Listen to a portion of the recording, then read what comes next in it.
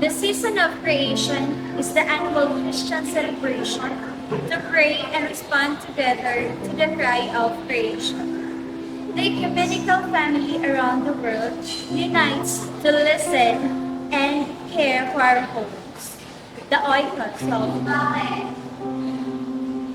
This year, we will unite around the theme, Let Justice and Peace Flow. The world humans have known, enjoyed, and celebrated is changing rapidly beyond repair. Biodiversity is being lost at rate not seen since the last mass extinction. The hope of keeping average temperature increases 1.5 degrees Celsius is waning. The futures of young people are threatened by the cascading impacts of the loss of biodiversity in the changing climate. Industrialization, colonization, and the extraction and consumption of resources have created great wealth, unequally distributed. We are presently more aware than ever of the link between fossil fuels and violence and war. The season celebration begins on September 1, which is the World Day of Prayer for the Care of Creation. And it will end on October 4, which is the feast of Saint Francis of Assisi and the patron saint of ecology, beloved by many Christian denominations.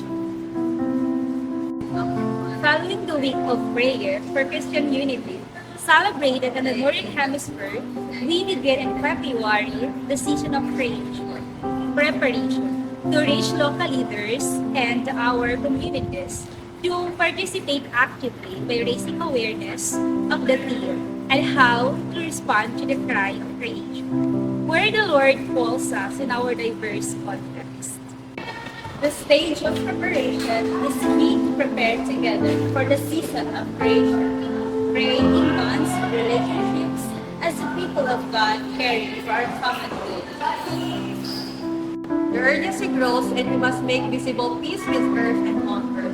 At the same time, the justice calls us to repentance and a change of attitude and actions. Instead of despair, hope can be created if we work together as the people of God. By the Creator's infinite love and mercy, stream can rise in the desert. An economy of peace can be built instead of an economy based on violence.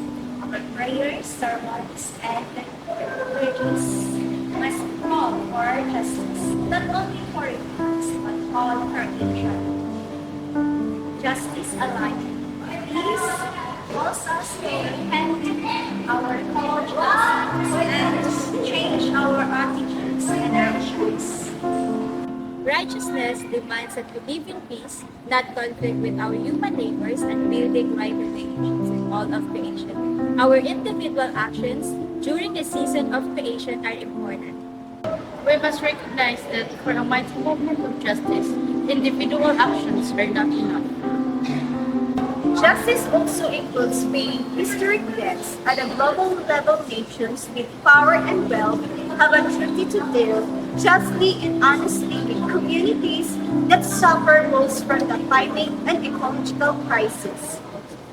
Global South nations, working together for more than 50 years, have just managed to win a victory at Congress of Parties 27 in making all the nations realize their moral duties to provide for financing for loss and damage. The recent decision that Congress of Parties 15 to preserve biodiversity are also helpful and require similar perseverance. These victories has been achieved by those with less power working together. Together, we can be a mighty river of justice and peace that brings new life to earth and future generations. A river that can move the mountains of injustice. As an ecumenical family, we can engage in these actions, contribute to ensure that the web of life is preserved and cared for.